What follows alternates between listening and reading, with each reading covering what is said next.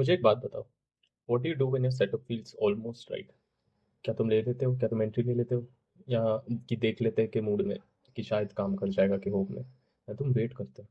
To be frank, if you take it and if you don't take it, ये दोनों में एक problem ही होगी तुम्हें। एंड हर ट्रेड कॉन्शियसली अनकॉन्शियसली एक ग्रेड का होता है, A plus, A B C D. अब ए प्लस सेटअप्स वो होते हैं जो जहाँ सब कुछ अलाइंड होता है, क्लियर एंट्री, क्लियर बायस, स्ट्रॉन्ग कॉन्फ्लुएंस, डिफाइंड रिस्क, ये सब होता है। बी सेटअप एग्जैक्टली वही होता है जहाँ पे तुम्हें कुछ चीज़ें राइट लगती है, कुछ नहीं, कुछ close enough, exactly like the one we were discussing about. और प्रॉब्लम ये है कि ए प्लस और बी सेटअप देख के ऑलमोस्ट ही सेम लगते हैं। It's hard to tell which one is A plus, which one is B. They feel the same, लेकिन उनका आउटकम काफ़ी अलग होता है। And over time, over large samples, these outcomes compound. आज हम यही डिस्टिंक्शन कंप्लीटली ओपन करेंगे। Q B setups can be slightly dangerous and Q A setups are actually powerful. Before getting into it, मैं तुम्हें कॉन्सेप्ट एक्सप्लेन करता हूँ। H density. H density का मतलब है कितने इंडिपेंडेंट फैक्टर्स एक ही डायरेक्शन में पॉइंट कर रहे हैं स्पेसिफिक ट्रेड पे। एक ए प्लस सेटअप में एच डेंसिटी हाइस्ट होती है, ठीक है। मल्टीपल फैक्टर्स होते हैं, मल्टीपल अलाइनमेंट्स होती है, बेसिकली मल्टीपल चीज़ें साथ में आती है to make it feel right. But एक बी सेटअप में एच डेंसिटी स्लाइटली लोअर होती है। कुछ फैक्टर्स होते हैं, कुछ फैक्टर्स अलाइन नहीं होते हैं, एंड कुछ क्लियरली कॉन्ट्रडिक्ट कर रहे होते हैं। लेकिन जब कुछ फैक्टर्स अलाइन कर रहे होते हैं तब हम उन क्लियरली कॉन्ट्रडिक्टिंग फैक्टर्स को एक्नॉलेज तक नहीं कर पाते। So this is H density. Trading में एच एक बाइनरी नहीं है, या तो है या नहीं है, एच का स्पेक्ट्रम है। ए प्लस सेटअप वो है जहाँ तुम्हारा एच मैक्सिमली कॉन्सेंट्रेटेड होता है। बी सेटअप्स में वो एच थोड़ा डाइल्यूटेड होता है, और डाइल्यूटेड एच पे सेम साइज लगाना would be a mathematical error. पहले डिफाइन करते हैं what makes an A plus setup an A plus setup, है ना। फर्स्ट है मल्टी टाइम फ्रेम अलाइनमेंट। मैं पर्सनली दो टाइम फ्रेम के हिसाब से ट्रेड करता हूँ, the 1 minute and the 15 minute. I don't take decisions just based on the 1 minute. I also look at how's price being formed on the 15 minute, and if it doesn't feel right, then no matter 1 minute कितना accurate और कितना अच्छा दिख रहा हो, I don't take it. Higher time frame trend का direction बहुत important होता है for the confirmation, to confirm my trade. And अगर ये चीज़ नहीं है, then that setup automatically becomes a B setup for me.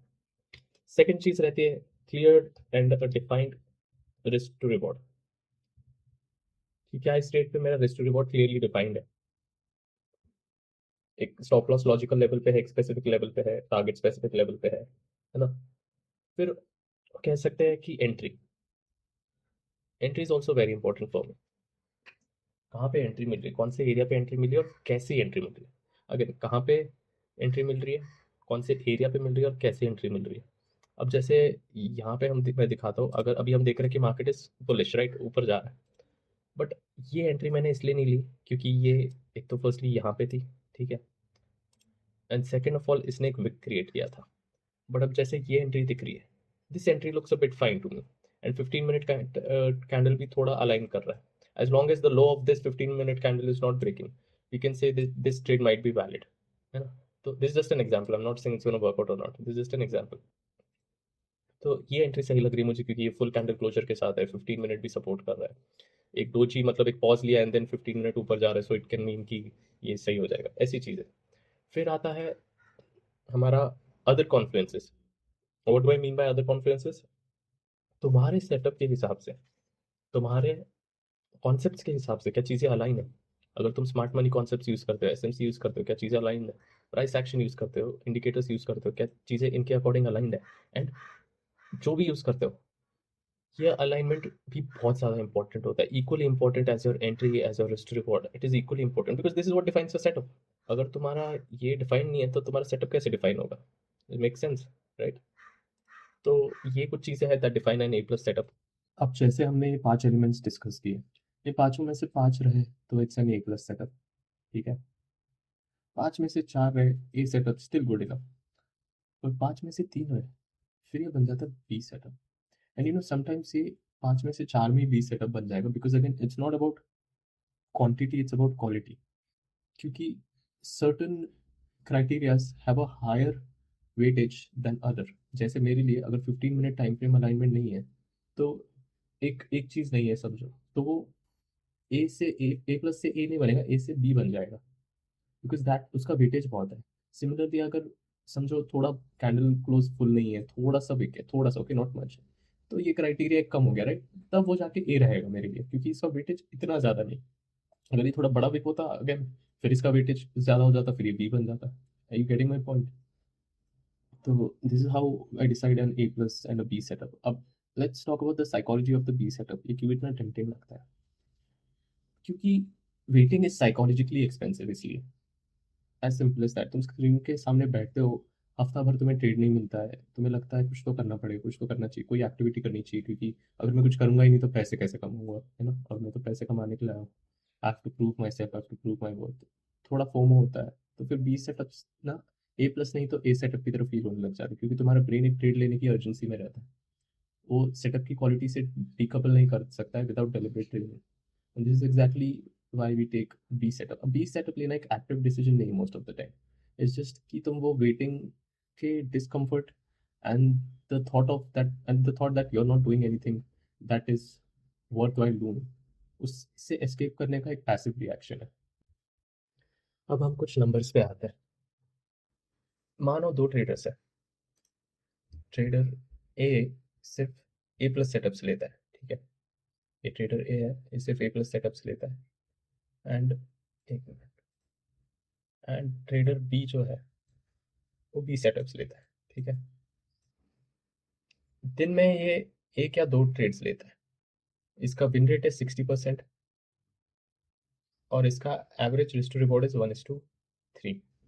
And trader B जो है वो ए और बी दोनों सेटअप्स लेता है, समझो ए प्लस भी लेता है और बी सेटअप्स भी लेता है। तो ट्रेडर बी दिन में लेता है 3 से 4 ट्रेड्स, बिकॉज उसको ज़्यादा अपॉर्चुनिटीज देखते हैं, वो दोनों सेटअप लेता है। तो उसका विन रेट होता है 45% और उसका रिस्क टू रिवॉर्ड होता है 1:1.8।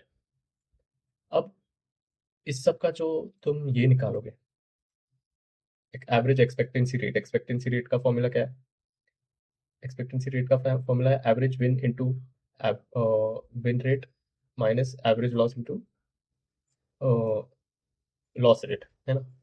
तो ट्रेडर ए का एवरेज विन पर ट्रेड निकलता है 1+R और ट्रेडर बी का 0.26। दोनों प्रॉफिटेबल है, लेकिन ट्रेडर ए जो बस ए प्लस सेटअप्स लेता है वो ऑन एन एवरेज पर ट्रेड इतना बनाता है, एंड ट्रेडर बी जो दोनों ए प्लस और बी सेटअप्स दोनों लेता है वो ऑन एन एवरेज पर ट्रेड इतना बनाता है अकॉर्डिंग टू एक्सपेक्टेंसी रेट। अब जब तुम इसको कंपाउंड कर दोगे पर मंथ, तो ये बड़ा नंबर हो जाता है। इसका 42R हो जाता है, इसका 26R हो जाता है, एंड देन कंपाउंडिंग हमेशा ऐसे ही बढ़ते ही जाता है। तो ट्रेडर है जो कम सेटअप्स लेता है, सिर्फ ए प्लस सेटअप्स लेता है, ज्यादा रिस्क टू रिवॉर्ड जनरेट करता है पर मंथ, वो काम मेहनत भी कम कर रहा है, स्क्रीन टाइम भी कम ले रहा है, स्ट्रेस भी कम ले रहा है और ड्रामेटिकली बेटर रिजल्ट्स दे रहा है। और ये तो थोड़े कंजर्वेटिव नंबर से, रियल वर्ल्ड में बी सेटअप का विन रेट और भी लो हो जाता है और रिस्क टू रिवॉर्ड और भी घटिया हो जाता है, तो ये गैप बढ़ जाता है। मैं फिर भी कंजर्वेटिव नंबर्स दिए तुम्हें। This is also one reason why you should focus only on A plus setups rather than mixing A plus and B and then being confused about it. तो अब क्या करें?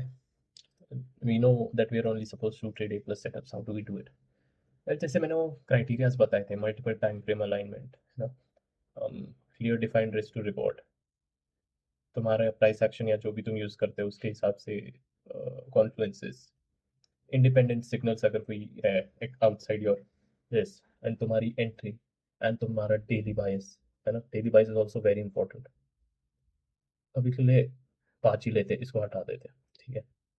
फोर्थ, फिफ्थ, तो इन सब का ना एक ग्रेडिंग सिस्टम रखो, जिससे मल्टीपल टाइम फ्रेम अलाइनमेंट का 2 पॉइंट अगर फुल्ली ये है तो, अगर न्यूट्रल है तो 1 पॉइंट, अगेंस्ट है तो फिर तो 0 पॉइंट, फिर तो ट्रेड भी नहीं लेगा। Clear defined risk to reward 2 point, अगर रोज के जितना है तो कम है तो 1 पॉइंट, और उससे कुछ भी कम है तो 0, again you don't take the trade. तुम्हारे प्राइस एक्शन अगर सारे सारे मिल रहे, 2-3 लेते हो तुम, कुछ ऐसे एम सेटअप लेते हो, कैंडल लेते हो, लिक्विडिटीज लेते हो, ट्रैप्स लेते हो, वो सारे अलाइन हो रहे थे, 2-1-0, सेम विद ऑल दीज, है ना? 2-1-0 and then the sum of these points. अब this should all be mental first of all. अगर तुम मैनुअली ये सब करते रहोगे तो तुम अपने अपने तो ट्रेड ही निकल जाएगा। तो all this you should be so into this that all this should be mental in your brain, and all this should just, ये सब कैलकुलेशन तुम्हारे दिमाग में फटाफट हो जाना चाहिए।